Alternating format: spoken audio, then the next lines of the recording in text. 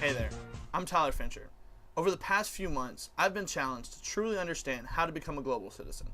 And it wasn't until the past few weeks that I realized how simple that being a global citizen truly is. People today want to make things difficult and hard to understand.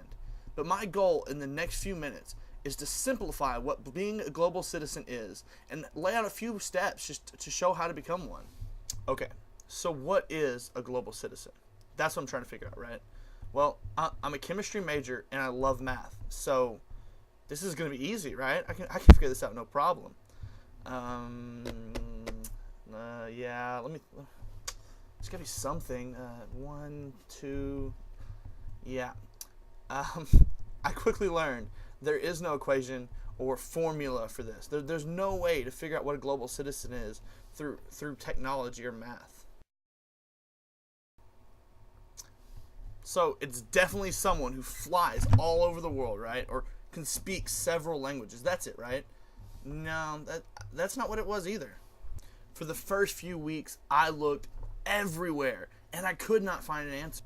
I thought of everything I could have thought of, but no matter how hard I looked or how hard I thought, none of my answers seemed to satisfy the question. This entire thing was too much to think about at once, so I decided to break it down. Global. Like I said, we can't go to every country. We can't all travel to every country, and we can't all speak every language. There's just simply not enough time. So, how about let's cross that out and let's just say connecting. Because it's honestly not about where you go, but the connections you make. I guess that brings us to citizen. Okay? So, when I think of a citizen, I think of someone who's part of a country or part of a group that's controlled by a similar government or a similar leader.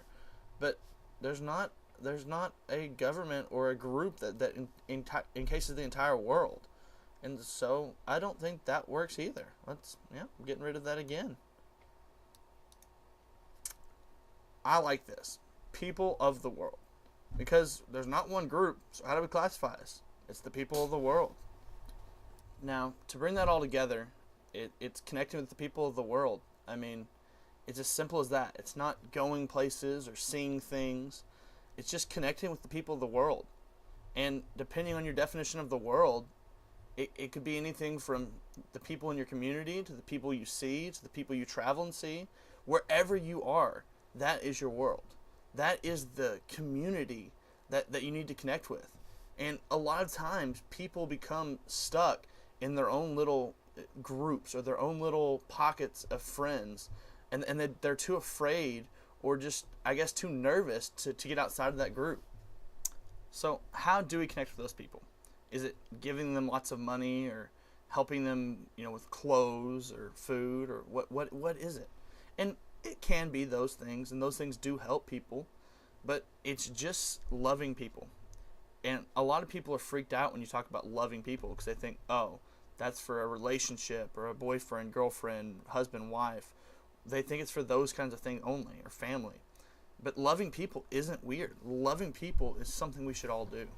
Honestly, connecting with the people you meet every day, whether it's for 5 minutes, 5 seconds, 5 hours, however you meet them, whenever you see them, if you show them kindness, you show them love, and honestly care to get to know them, they'll show that back to you. It'll be a reciprocal thing.